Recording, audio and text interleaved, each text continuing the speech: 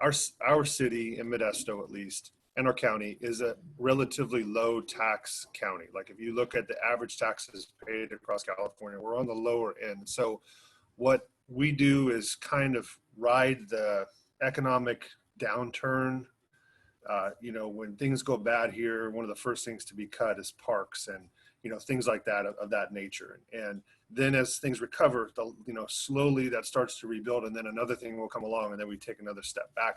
And we're always trying to play catch up from economic downturns. And just when the parks or things that might be, quality of life or environmental justice related, just when they start to come back, like they were just coming back before COVID, and COVID crashes it, and so now there's not going to be any money in our budgets, and I'm worried that the things we've worked on are going to kind of be pushed aside. And so there's never been a real history of proactive keeping things clean and all that, but every time we hit one of these bumps in the road, it's the first thing that kind of goes. And so it's really hard, and we're already relying on volunteerism to a large degree. It's hard to get more of that. We've kind of tapped into a really good market for that, but the community only has so many people and hours to do stuff like that. So we've done a really good job and made a really huge impact, but almost always the things that in the end need to be done are on a municipal level. And we just don't have the people with either the desire to make it a priority or the understanding of what it takes to make it effective, and that the potential is still there for river recreation, but we have almost none.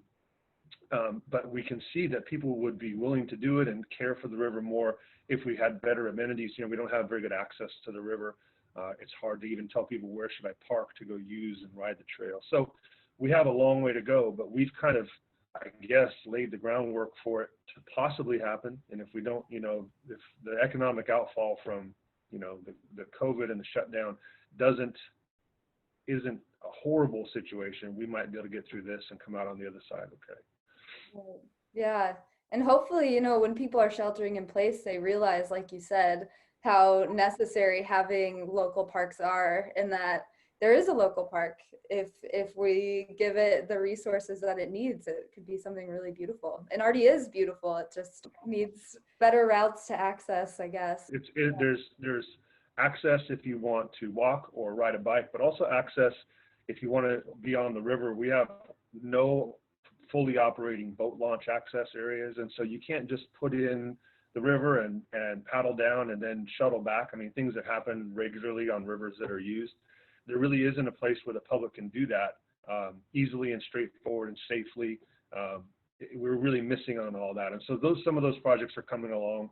A boat launch is going in next summer if things go according to plan, but the potential is there to really see this move into a reality where people kind of face towards the river instead of always the river being your backyard and where you turn away from for your who cares what happens down there. We really want to go, turn around and face the river and see what kind of really high quality asset we have that most communities would love to have, and we just don't take very good care of it. Right.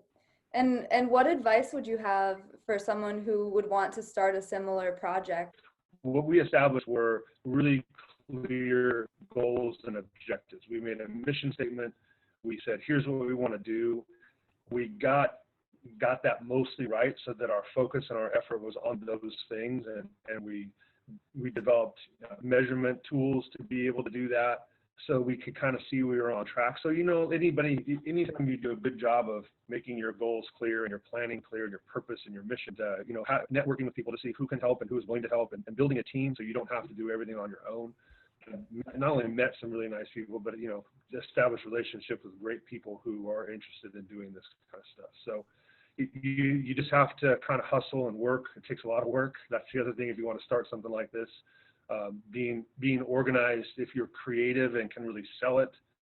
And I had no idea. Like I said, I bought a kayak. I never thought I'd be sitting here talking to you about this as a result of buying that kayak. You know what I mean? It created its own adventure, and I didn't set out to build a recreation trail. That wouldn't have been something I would have said I would have been interested in, but you don't know where things kind of take you. And that's part of too, I guess. If you want to start something like this, you have to be open to where that turned out to be the biggest use. And I wish I had this kind of ability with the stock market, because bike sales are through the roof and everybody wants a bike.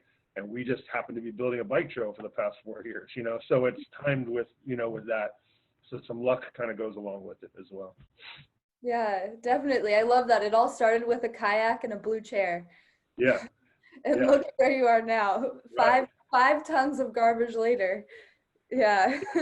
Yeah, no, and so it is. It's been. I wouldn't have predicted or expected it, but you know, like I said, it was a challenge. It was a real challenge. It still is a real challenge. Most people would say it can't be done. I'm sure there's plenty of folks who looked at me and said, "This guy, there's no way," you know. But I kind of thrive on that. I'm real competitive, and I'm pretty stubborn, you know. And so we've kept at it, and you know, I'm out there every day. Until we went on this short trip a couple of days ago, I did 105 straight days out in the park doing trail work. And, you know, part of that's because we were shut down with school and couldn't really go anywhere. So, but it takes kind of, you know, a high level of dedication of your time to really make if you're trying to make that big impact and really change the culture of a place from this negative culture to a positive one, it does take a lot of time, a lot of commitment.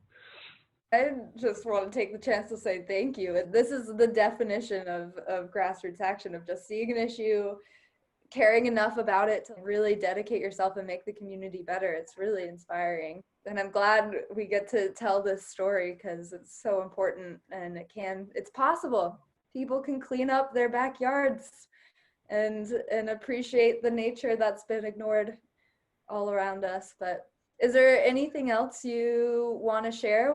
Only just to say thanks to everyone who's ever, you know, pitched in, and I'm the coordinator and organizer, but obviously I can't do it myself. It's all the people who step up and say, this is important enough for me. You know, my students at school, you know, as they get to know me, start to come out to the cleanups, and it connects them to the river when normally where they live, they're nowhere near the river and they don't have much. So it's kind of getting them exposed to that. And we're circling back to the environmental justice part, is that it's not just the people who live along the river, but it's also what's happening there, and how we can do it better. You know, we spent some time driving along the Truckee River where there's rafters and bikers and joggers, and it's clean and it's awesome. And while we're not Truckee, we could have people paddling our river and running and riding their bikes and enjoying the green spaces. We could completely have that same thing, and other places have that. Modesto hasn't been known for it, and until people kind of push for that, it might, you know, just revert back to the way it was before if we're not, you know, diligent on trying to move forward. So. And if someone who's watching this wants to come volunteer and help out, where should they go to do that? How can they reach out?